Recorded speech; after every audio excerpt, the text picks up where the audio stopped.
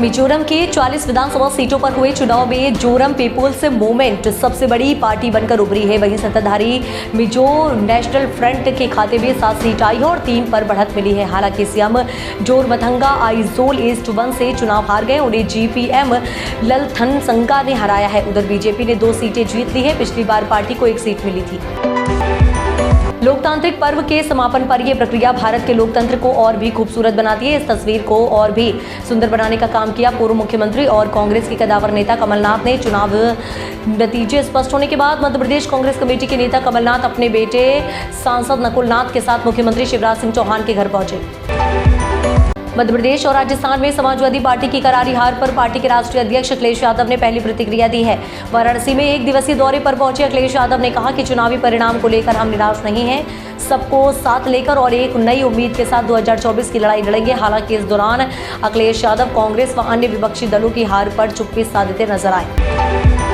मध्य प्रदेश में भारतीय जनता पार्टी की प्रचंड लहर के बावजूद केंद्रीय मंत्री ज्योतिरादित्य सिंधिया समर्थक 4 मंत्री सहित 7 विधायक अपनी सीट बचाने में नाकामयाब हुए। सिंधिया समर्थक मंत्री सुरेश धाकड़ की पोरी सीट पर हार 49,000 से भी ज्यादा वोटों से हुई है। वहीं 6 उम्मीदवार जीतकर फिर से विधानसभा में पहुंचे हैं। गोरखपुर के बीआरडी मेडिकल कॉलेज के पूर्व डॉक्टर कफील खान और 5 अज्ञात लोगों के खिलाफ उनकी किताब के प्रकाशन पर मामला दर्ज किया गया है, जिसका कुछ पाठ कथित तौर पर उत्तर प्रदेश सरकार के खिलाफ है। आपको बता दें कि शिकायत आईपीसी के विभिन्न धाराओं और प्रेस और पुस्तक पंजीकरण अधिनियम के उल्लंघन के तहत दर्ज की गई है। उत्तर प्रदेश में योगी सरकार ने साल 2024 की छुट्टियों का कैलेंडर जारी किया है। अलग अलग श्रेणियों में सरकार ने कुल 56 छुट्टियों का ऐलान किया है। सरकार द्वारा जारी आदेश में कहा गया है कि यदि कोई पर्व त्योहार, राष्ट्रीय पर्व एवं महापुरुषों की जन्मतिथि एक साथ एक तिथि दिवस को होते हैं तो ऐसी दिशा में अलग से सार्वजनिक अवकाश घोषित नहीं किया जाएगा। बीजेपी ने मध्य प्रदेश, राजस्थान और छत्तीसगढ़ में चुनाव जीत लिया है। कांग्रेस को हराने के बाद महाराष्ट्र इकाई के प्रमुख चंद्रशेखर बावनकुले ने विश्वास जताया है कि अगले साल होने वाले लोकसभा चुनाव में महायुति पश्चिमी राज्य में 45 से अधिक सीटें जीतेगी। महाराष्ट्र में 2024 में होने वाले विधानसभा चुनाव में लगभग 225 विधानसभा सीटें जीतेंगी।